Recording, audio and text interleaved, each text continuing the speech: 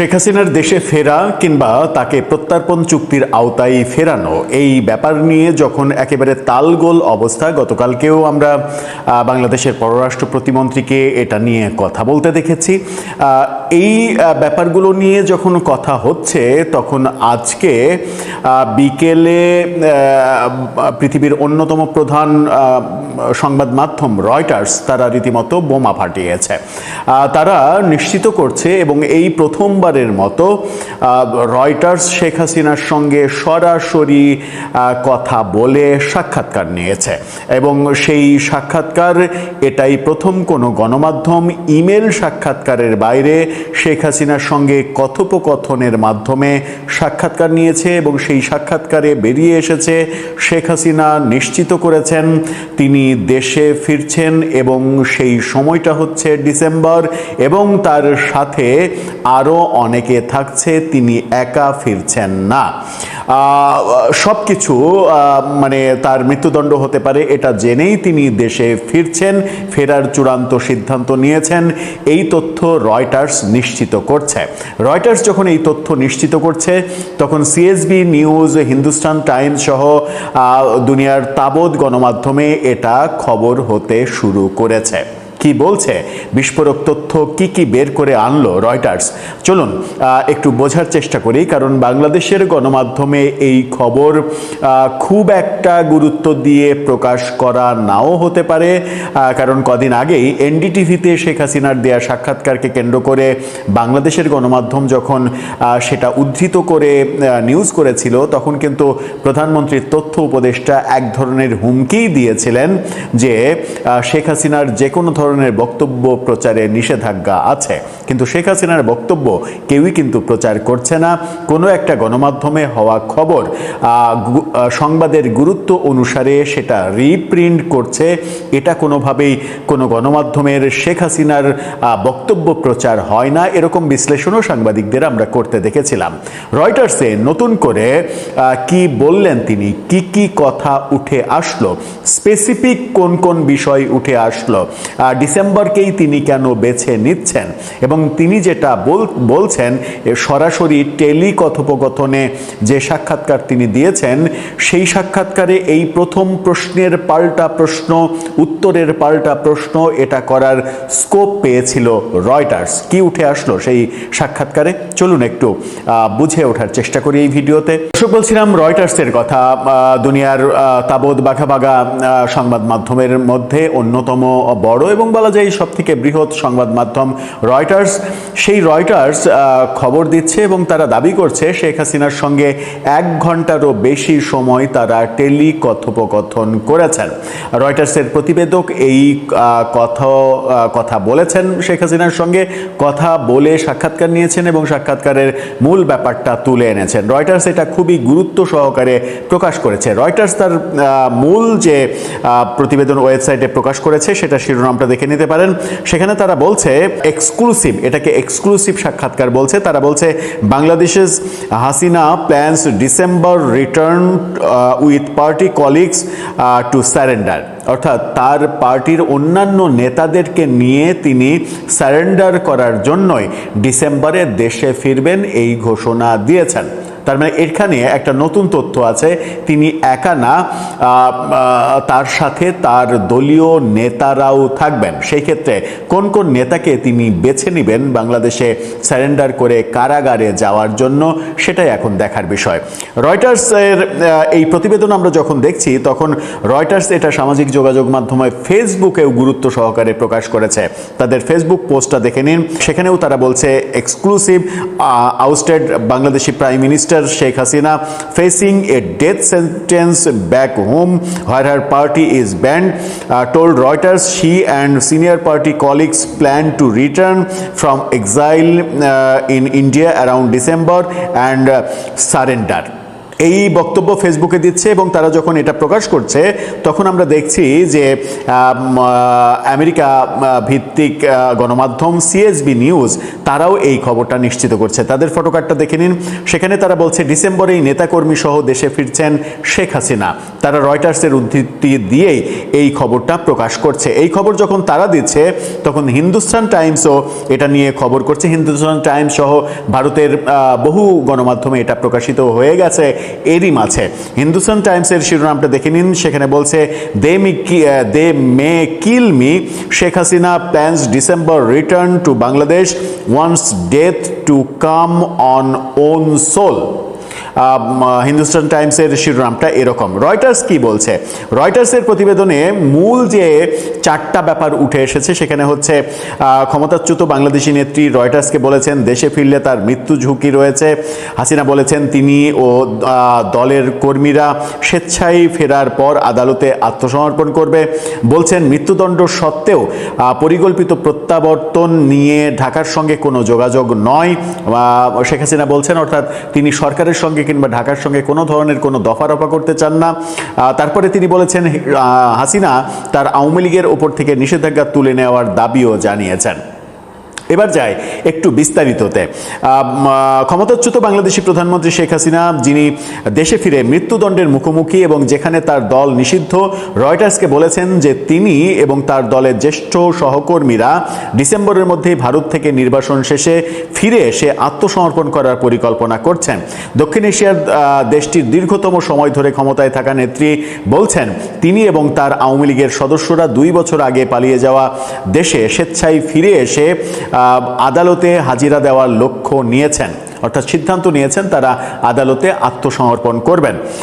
এর মাধ্যমে বাংলাদেশ তার সবচেয়ে প্রভাবশালী রাজনৈতিক প্রতিপক্ষের মোকাবেলার পদ্ধতিকে পরীক্ষা করবে। ফিরে এলে তারা আমাকে গ্রেপ্তার করতে পারে, এমনকি মেরেও ফেলতে পারে। এই বৃহস্পতিবার গভীর রাতে এবং শুক্রবার সকাল পর্যন্ত প্রায় 1 ঘন্টা ব্যাপী টেলিফোন সাক্ষাৎকারে বলেন 78 বয়সী এই নেত্রী। অর্থাৎ টেলিফোন সাক্ষাৎকারে যেটা সাক্ষাৎকারটা নেওয়া হয়েছে টেলিফোনে কথোপকথনের মাধ্যমে, এই প্রথম কোনো গণমাধ্যম শেখ হাসিনার সঙ্গে সরাসরি কথা বলল। আর কোনো গণমাধ্যম, বিশ্বের আর কোনো গণমাধ্যম সরাসরি কথা বলতে পারেনি, সবাই ইমেল সাক্ষাৎকার নিয়ে ছাপিয়েছিল। সুতরাং এই সাক্ষাৎকারটার গুরুত্ব অন্যগুলোর চাইতে অনেক বেশি হবে, এটাই স্বাভাবিক। তিনি বলছেন তবুও আমাকে যেতে হবে। আমার দলের নেতাকর্মীরা প্রচণ্ড দমনপীড়নের শিকার হচ্ছেন। যদি মৃত্যু আসে আমি চাই তা যেন আমার নিজের মাটিতেই আসে, যেখানে আমার বাবা মা সমাহিত এবং যেখানে তাদের রক্ত ঝরেছিল। নির্বাচনের কারণে বাংলাদেশ ভারত সম্পর্কে টানাপোড়েন হবে কিনা সেই প্রসঙ্গে তিনি বলছেন যে একাধিক মেয়াদে 20 বছর প্রধানমন্ত্রীত্বের অবসান ঘটিয়ে বিক্ষোভের মুখে 2024 সালে বাংলাদেশ থেকে চলে যান শেখ হাসিনা। ছাত্র নেতৃত্বের এক গণঅভ্যুত্থানে প্রাণঘাতী দমনপীড়নের নির্দেশ দেওয়ায় দেশটির যুদ্ধাপরাধ আদালত নভেম্বরে তার অনুপস্থিতিতে তাকে মৃত্যুদণ্ড দেয়। তিনি নির্বাসন থেকে এই অভিযোগ অস্বীকার করে আসছেন, অর্থাৎ শেখ হাসিনা তার বিরুদ্ধে যে অভিযোগ সেই অভিযোগগুলো অস্বীকার করছেন, সেটা বলছে রয়টার্স। 2 বছরের অস্থিরতার পর ঢাকা সরকার স্থিতিশীলতা ফিরিয়ে আনার চেষ্টা করায় তার প্রত্যাবর্তন পোশাক রপ্তানির এই শক্তিশালী দেশটিতে রাজনৈতিক বিভাজন আরও তীব্র করতে পারে। অর্থাৎ শেখ হাসিনা ফিরে আসা রাজনৈতিক বিভাজন তৈরি করতে পারে আরও বেশি, এটা রয়টার্স মনে করছে। অন্যদিকে এটি ভারতের সঙ্গে তিক্ত সম্পর্কের উন্নতি ঘটাতে পারে, যা নয়াদিল্লি তাকে আশ্রয় দেওয়ার পর তীব্রভাবে অবনতি হয়েছিল। অর্থাৎ রয়টার্স বলছে শেখ হাসিনা যদি সত্যিই দেশে ফিরে আসেন তাহলে ভারতের সঙ্গে যে তিক্ত সম্পর্ক সেই তিক্ত সম্পর্কের অবসান করতে পারে 1। 2, শেখ হাসিনা ফিরলে রাজনৈতিক পরিস্থিতি সংঘাতময় হতে পারে, যেটা আমরা একাধিক ভিডিওতে বলেছি যে শেখ হাসিনা ফিরলে বর্তমান সরকার উভয় সংকটে পড়তে পারে। একটা হচ্ছে বিরোধী দলের চাওয়া তার মানে শাস্তি কার্যকর করা, অন্যদিকে শাস্তি কার্যকর করতে গেলে আওয়ামী লীগ যদি মাঠে নেমে যায় তখন পরিস্থিতি ট্যাকেল দেওয়াটাও সরকারের জন্য একটু কঠিন হতে পারে। এই ব্যাপারে এই প্রথম তিনি তার প্রত্যাবর্তনের একটি সময়সূচি ঘোষণা করেছেন, আত্মসমর্পণের পরিকল্পনার কথা বলছেন, কিংবা অন্য নির্বাসিত আওয়ামী লীগ নেতারাও তা করবেন বলে তিনি নিশ্চিত করছেন। তাদের মধ্যে সাবেক স্বরাষ্ট্রমন্ত্রী আসাদুজ্জামান খান কামালেরও মৃত্যুদণ্ড রয়েছে। রয়টার্স দলের অন্য সদস্যদের সঙ্গে যোগাযোগ করতে পারেনি বা তারা কোথায় আছেন তা নিশ্চিত হতে পারেনি। তিনি বলেন, ঢাকার কর্তৃপক্ষ আমাকে ফিরিয়ে নিতে চায়, আমাকে ফেরত পাঠানোর জন্য তারা বারবার ভারতে চিঠি পাঠাচ্ছে, আমি নিজেই চলে যাব। অর্থাৎ ভারতকে ফেরত পাঠানো লাগবে না, আমি নিজেই চলে যাব। হাসিনার মন্তব্যের বিষয়ে মতামত জানতে চাওয়া হলে বাংলাদেশ সরকারের মুখপাত্ররা কোনো সাড়া দেননি। অর্থাৎ এই ব্যাপারে বাংলাদেশ সরকারের পক্ষ থেকে কিছু বলা হয়নি রয়টার্সকে। হাসিনার মন্তব্যের বিষয়ে মতামত জানতে চাওয়া হলে বাংলাদেশ সরকারের মুখপাত্ররা কোনো সাড়া দেননি। মন্তব্যের অনুরোধে ভারতের পররাষ্ট্র মন্ত্রণালয় কোনো সাড়া দেয়নি। এপ্রিলে মন্ত্রণালয়টি জানিয়েছিল তারা তাকে প্রত্যর্পণের জন্য বাংলাদেশের অনুরোধ খতিয়ে দেখছে এবং নতুন সরকারের সঙ্গে গঠনমূলকভাবে কাজ করে দ্বিপাক্ষিক সম্পর্ক আরও জোরদার করতে চায়। এক সময়ের গণতন্ত্রের রক্ষক ভিন্নমত দমনের অভিযোগে অভিযুক্ত। অর্থাৎ একসময়ই যিনি গণতন্ত্রের রক্ষক ছিলেন তিনি ভিন্নমত দমনের যে অভিযোগ, সেই অভিযোগে অভিযুক্ত হয়েছেন। শেখ হাসিনা প্রসঙ্গে রয়টার্স বলছেন যে একটি সামরিক অভ্যুত্থানে তার পিতা একজন স্বাধীনতার নেতা এবং পরিবারের অধিকাংশ সদস্যকে হত্যা করার পর শেখ হাসিনা পাদপ্রদীপের আলোয় এসেছিলেন। তারপরে তার রাজনৈতিক জীবনের বর্ণনা দেওয়া হচ্ছে এবং গত আন্দোলন যেটা জুলাই আন্দোলন, সেখানে জাতিসংঘের রিপোর্টে 1400 জন মৃত্যুর যে খবর, সেই খবরটাও বলা হচ্ছে। শেখ হাসিনা যেটা বলেছেন রয়টার্সকে সর্বশেষ, সেটা হচ্ছে জনগণকে সিদ্ধান্ত নিতে দিতে হবে। অর্থাৎ জনগণই সিদ্ধান্ত নেবেন। শেখ হাসিনা বলেছেন জনগণকেই সিদ্ধান্ত নিতে দিন। গণমাধ্যমের প্রতিবেদন এবং সরকারি কর্মকর্তাদের ভাষ্যমতে তার সরকার ক্ষমতাচ্যুত হওয়ার পর থেকে আওয়ামী লীগের বহু কর্মী গ্রেপ্তার, আইনি মামলা, শারীরিক আক্রমণের শিকার হয়েছেন। হাসিনা বলেছেন দেশে ফেরার পরিকল্পনা নিয়ে ঢাকার সঙ্গে তার কোনো যোগাযোগ হয়নি। গণতন্ত্র, ভোটাধিকার, আওয়ামী লীগের রাজনৈতিক অধিকার এবং ন্যায় বিচার গোপন আলোচনার বিষয় নয়। মানে এখানে গোপন আলোচনার কোনো ব্যাপার নেই। তিনি বলেন কারাবাস নিয়ে তিনি চিন্তিত নন, কারণ এর আগেও তিনি বেশ কয়েকবার গ্রেপ্তার হয়েছেন। পিতার হত্যাকাণ্ডের পর 1981 সালে নির্বাসন থেকে ফিরে আসার পর সামরিক শাসনের বিরুদ্ধে চলা অভিযানে তিনি বারবার আটক হন। 2007 সালে একটি সামরিক সমর্থিত তত্ত্বাবধায়ক সরকারও তাকে জেলে নিয়েছিল। সেই ব্যাপারগুলো তিনি বলেছেন। তিনি বলেছেন যে মানে এই যে তার বাসভবনের দিকে জনতা এগিয়ে আসায়, প্রাণনাশের হুমকি পাওয়ায় তিনি এবার পালিয়ে যেতে বাধ্য হয়েছেন। তিনি বলেছেন যখন কোনো সরকার দীর্ঘদিন ধরে কাজ করে তখন ভুল হতেই পারে। এটা কিন্তু খুব গুরুত্বপূর্ণ ব্যাপার। তিনি বলছেন যে তার ভুল হতে পারে, কোনো সরকারই ভুলের ঊর্ধ্বে নয়, কিন্তু একটি সরকারের ভালো মন্দ, ন্যায় অন্যায় বিচার করার অধিকার জনগণের। আমি সেই বিচারের ভার জনগণের উপরেই ছেড়ে দিই। হাসিনা বলেছেন আওয়ামী লীগ পুনর্গঠনের প্রচেষ্টার অংশ হিসেবে তিনি বাংলাদেশের 300টি সংসদীয় আসনের মধ্যে 125টি আসনে অনলাইন বৈঠক করেছেন। 125 আসনে তিনি অনলাইন বৈঠক করেছেন, সেই তথ্য তিনি রয়টার্সকে জানিয়েছেন। তার মানে এখনও 175টি আসনের সঙ্গে তার কোনো যোগাযোগ হয়নি। তিনি বলেন তারা হয়তো আমাকে দোষী সাব্যস্ত করেছে এবং আমি হয়তো নির্বাচনে প্রতিদ্বন্দ্বিতা করতে পারবো না, কিন্তু তারা আওয়ামী লীগকে কেন স্থগিত করবে? আমরা যদি ভুল করে থাকি তবে জনগণই তার সিদ্ধান্ত নিক। অর্থাৎ আওয়ামী লীগ যদি ভুল করে থাকে তাহলে সেই সিদ্ধান্ত জনগণের উপরে ছেড়ে দেওয়ার কথা বলছেন। যে কথাটা অনেকেই বলেছেন যে রাজনৈতিক দলকে নির্বাহী আদেশে, আদালতের মাধ্যমে যে কোনো ফরম্যাটে নিষিদ্ধ করার যে প্ল্যান, সেই প্ল্যানটা ঠিক নয়। অনেকে এটাও বলেছেন যে 24-এর শেখ হাসিনা সরকার পতনের পরে 3 মাসের মধ্যে যদি নির্বাচন হতো তাহলে কিন্তু জনগণই তাদেরকে ভোট দেয়া থেকে বিরত থাকতো, সুতরাং তাদের দলের অবস্থা এমনিতেই খারাপ হয়ে যেত। কিন্তু ইউনূস সরকারের অনেক দিন ক্ষমতায় থাকার যে খায়েশ, সেই খায়েশ এবং অপশাসনের জন্য আওয়ামী লীগ অনেকটা প্রাসঙ্গিক হয়ে গেছে। অনেকে ভাবতে শুরু করেছেন যে মানে আওয়ামী লীগকে তাড়িয়ে যদি এরকম অবস্থা হয় তাহলে তো আওয়ামী লীগই ভালো ছিল।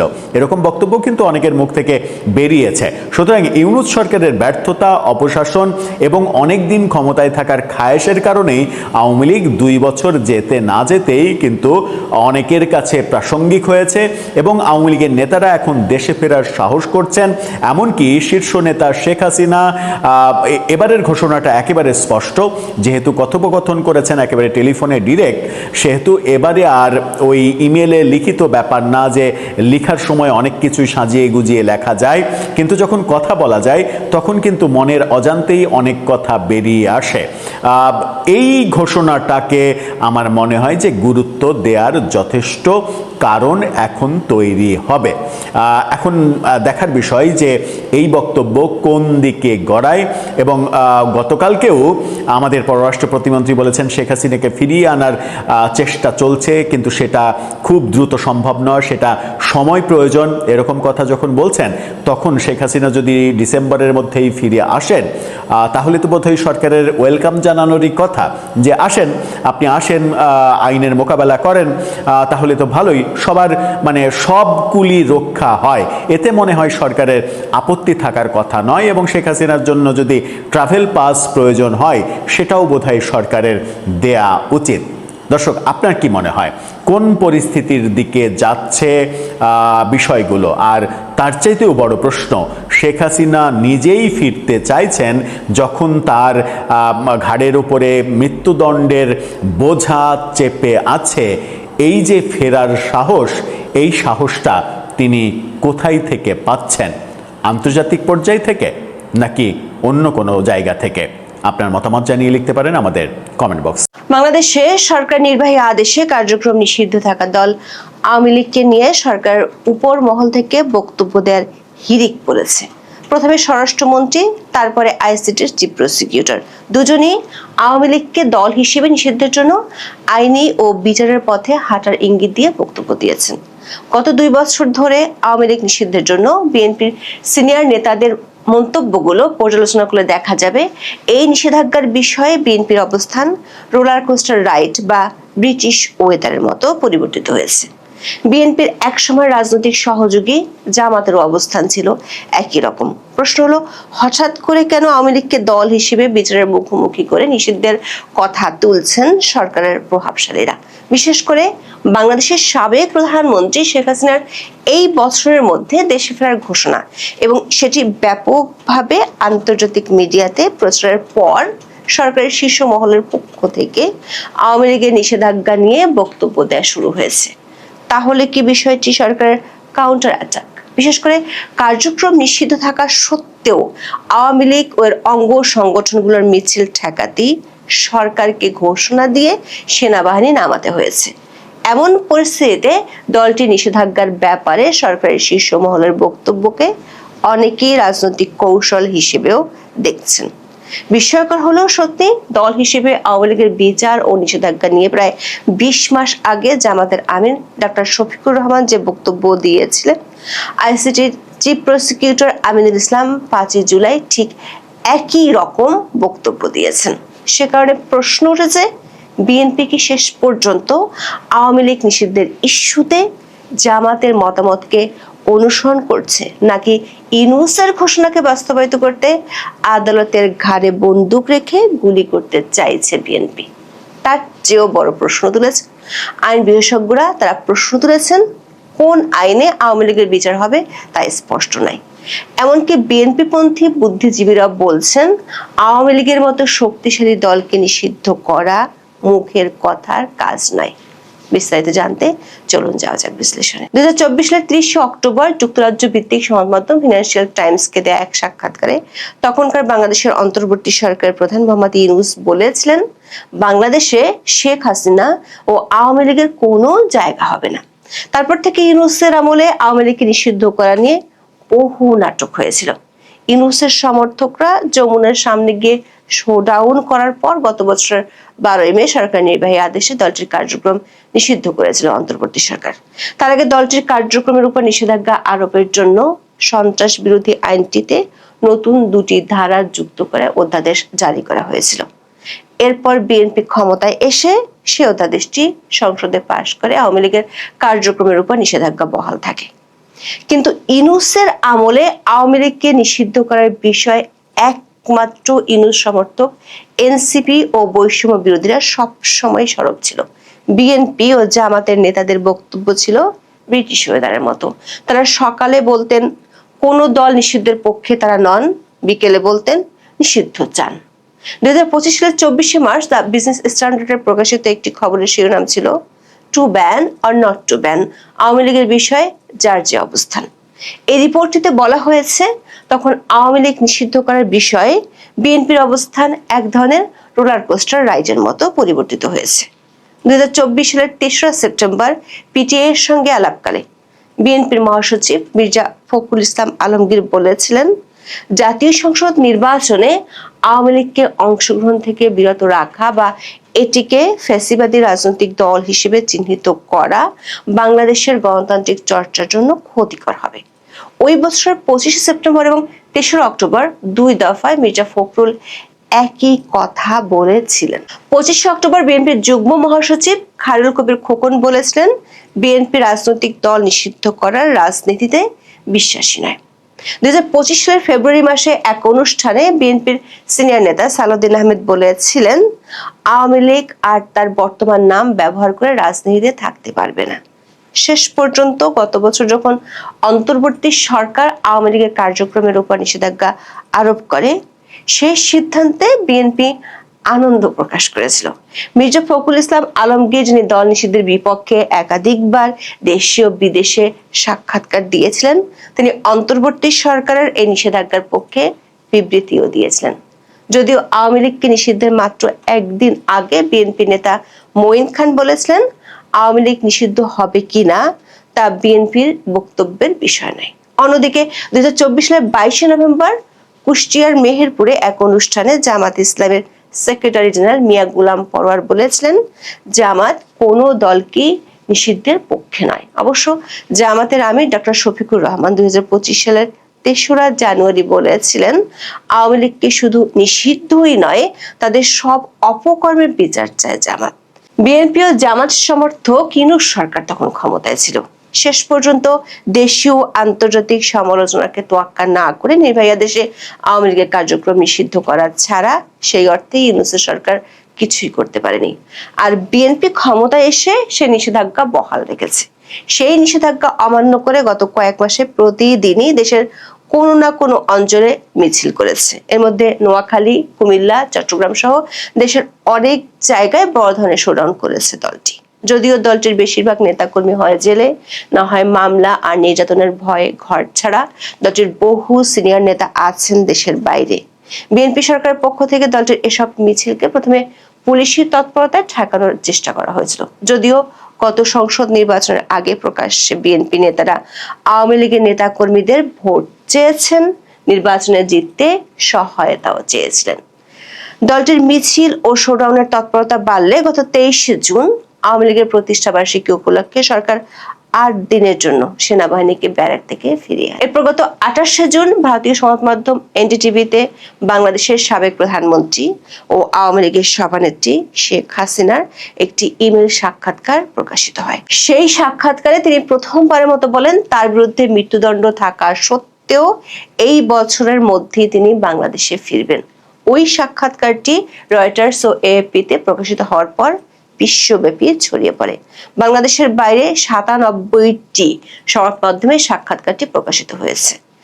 সরকার একাধিক সূত্র বলছে, এই সাক্ষাৎকারটি সরকার ও বিএনপি শীর্ষ মহলকে ভাবিয়ে তুলেছে। দেশের সবখানে শেখ হাসিনার এই ঘোষণা নিয়ে আলোচনা হচ্ছে। বিষয়টি নিয়ে সরকারের মধ্যে অস্বস্তি থাকলেও সরকারের শীর্ষ মহল থেকে এটি নিয়ে তেমন কোনো প্রতিক্রিয়া জানানো হয়নি। গত 4 জুলাই রাজধানী ঢাকায় এক অনুষ্ঠানে প্রধানমন্ত্রী তারেক রহমানের উপস্থিতিতে স্বরাষ্ট্রমন্ত্রী সালাউদ্দিন আহমেদ অভিযোগ করেন, আওয়ামী লীগের মধ্যে অনুশোচনা নেই, দোষ স্বীকারের মানসিকতাও নেই, উল্টো বিদেশে বসে তারা বাংলাদেশের গণতান্ত্রিক সরকারের বিরুদ্ধে ষড়যন্ত্র করছে। তিনি বলেন, আওয়ামী লীগের রাজনৈতিক পতন হয়েছে, রাজনৈতিকভাবে নিপাত হয়েছে, নির্মূল হয়েছে, দাফন হয়ে গেছে দিল্লিতে। সেই আওয়ামী লীগ বাংলাদেশে আর কোনোদিন রাজনীতি করতে পারবে না। রাজনৈতিক দল হিসেবে আওয়ামী লীগের বিচারের প্রসঙ্গ টেনে তিনি বলেন, খুব শিগগির রাজনৈতিক দল হিসেবে তাদেরকে বিচারের কাঠগড়ায় নেওয়া হবে। এর পরদিন বিষয়টি নিয়ে কথা বলেন আন্তর্জাতিক অপরাধ ট্রাইব্যুনালের চিফ প্রসিকিউটর আমিনুল ইসলাম। তিনি বলেছেন, আওয়ামী লীগ আমলে প্রণীত আইনে দলটি নিষিদ্ধ হতে পারে। তার মতে আন্তর্জাতিক অপরাধ ট্রাইব্যুনাল এবং সন্ত্রাস বিরোধী আইনের অধীনে মানবতা বিরোধী অপরাধ ও সন্ত্রাসের অভিযোগে আওয়ামী লীগের বিরুদ্ধে তদন্ত চলছে। তদন্তে দোষী সাব্যস্ত হলে আওয়ামী লীগের প্রণীত আইনের বিধান অনুযায়ী দলটি নিষিদ্ধ হতে পারে এবং তাদের সম্পদ বাজেয়াপ্ত করা হতে পারে। দর্শক, পুরাতন তথ্য ঘেঁটে দেখা গেছে আওয়ামী লীগের তৈরি করা আইনে আওয়ামী লীগকে নিষিদ্ধ করা, শাস্তি দেওয়ার কথা প্রথম বলেছিলেন জামাতের আমির ডাক্তার শফিকুর রহমান। তিনি 2024 সালের 13 অক্টোবর আগারগাঁও বঙ্গবন্ধু আন্তর্জাতিক সম্মেলন কেন্দ্রে আয়োজিত জামাতের রুকন সম্মেলনে প্রথম এই কথা বলেছিলেন। ওই দিন তিনি বলেছিলেন, আওয়ামী লীগের দীর্ঘ শাসনে যেসব কালা কানুন ও আইন তৈরি করা হয়েছিল সেই আইন দিয়ে আওয়ামী লীগের বিচার করতে হবে। এর এক সপ্তাহ পর মোহাম্মদ ইউনূস আন্তর্জাতিক মিডিয়াতে সাক্ষাৎকার দিয়ে বলেছিলেন তিনি বাংলাদেশের শেখ হাসিনা ও আওয়ামী লীগের অস্তিত্বই রাখবেন না। সম্প্রতি প্রথমে স্বরাষ্ট্রমন্ত্রী এবং তার সূত্র ধরে আইসিটির চিফ প্রসিকিউটরের মন্তব্যের পর প্রশ্ন উঠেছে, তাহলে কি আওয়ামী লীগকে স্থায়ীভাবে নিষিদ্ধের জন্য বর্তমান বিএনপি সরকার 20 মাস আগে জামাতের আমির এবং ইউনূসের সেই চাওয়া পূরণের পথে হাঁটছে?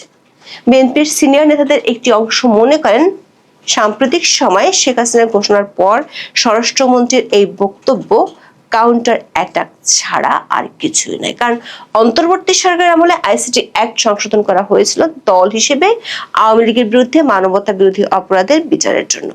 কিন্তু তখন আন্তর্জাতিক পক্ষগুলোর শক্ত অবস্থানের কারণে ইউনূস সরকারকে পিছু হটতে হয়েছিল। তখন এটি নিয়ে আর কোনো কাজ হয়নি। এখন যদিও আইসিটির চিফ প্রসিকিউটর দাবি করছেন আওয়ামী লীগের বিরুদ্ধে তদন্ত চলছে, কিন্তু আইসিটির একাধিক সূত্র বলছে এই মুহূর্তে সরকার উপর মহলের নির্দেশে 2013 সালের 5 মে হেফাজতের কর্মসূচি ঘিরে হত্যা মামলা নিয়ে বেশি ব্যস্ত তদন্ত দল।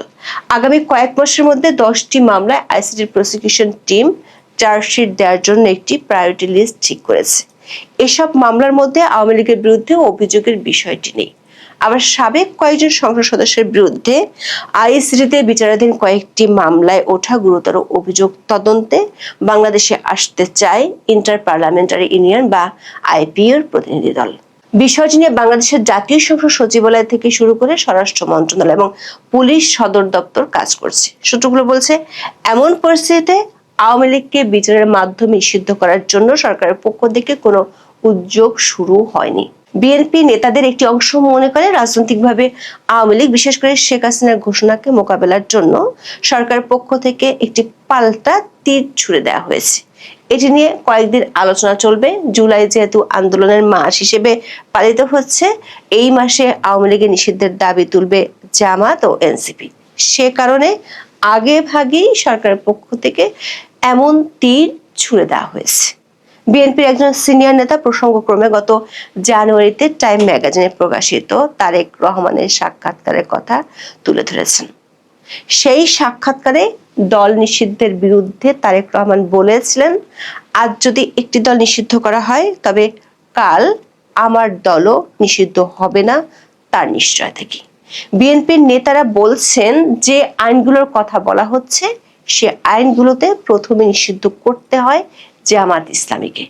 এর মধ্যে এই আলোচনা একাধিকবার হয়েছে। সংসদে পাশ করা আইনে জামাত ইসলামী বাংলাদেশের স্বাধীনতা যুদ্ধের বিরোধী দল এবং দলটির বিরুদ্ধে যুদ্ধাপরাধ ও মানবতা বিরোধী অপরাধ এরই মধ্যে প্রমাণিত হয়েছে। সেই দলটিকে সংসদে রেখে মুক্তিযুদ্ধের পক্ষের আওয়ামী লীগকে নিষিদ্ধ করলে দীর্ঘমেয়াদে রাজনীতিতে বিএনপির অবস্থান নড়বড়ে হয়ে যেতে পারে, এমন আশঙ্কা দলটির সিনিয়র নেতাদের মধ্যে আছে। আবার 21শে আগস্টের গ্রেনেড হামলার মতো নৃশংস ঘটনার জন্য ভবিষ্যতে যে কোনো সময় বিএনপিকেও যে কেউ আদালতের কাঠগড়ায় দাঁড় করাতে পারে। এদিকে দেশ রূপান্তরের এক সংবাদে সুপ্রিম কোর্টের সিনিয়র আইনজীবী শাহদিন মালিকের বক্তব্য তুলে ধরে বলা হয়েছে, কোন আইনে কিভাবে আওয়ামী লীগের বিচার করা হবে সেটি অস্পষ্ট। তিনি মনে করেন পৃথিবীতে কোনো দলকে বিচারের মুখোমুখি করা ও আদালতের সামনে নিষিদ্ধ করার নজির নেই। অন্যদিকে আদালতের মাধ্যমে রাজনীতিতে সুদূর প্রসারী বিপজ্জনক প্রভাব পড়ার আশঙ্কা করছেন বিশ্লেষকরা। এমনকি বিএনপি পন্থী বুদ্ধিজীবী হিসেবে পরিচিত অধ্যাপক ডক্টর শহীদুজ্জামান দেশ রূপান্তরকে বলেছেন, আওয়ামী লীগের মতো শক্তিশালী একটি দলকে বিচারের মুখোমুখি করা, নিষিদ্ধ করা মুখের কথায় হয়ে যাবে না। এর জন্য যথেষ্ট গ্রাউন্ড ওয়ার্ক করা প্রয়োজন, জনমত গড়ে তোলা দরকার। সেগুলোর কোনোটি এ পর্যন্ত করা হয়নি। এখন এ পর্যন্ত সবাই ভালো থাকুন, সুস্থ থাকুন, নিরাপদে থাকুন। দেখা হবে আগামী পর্বে।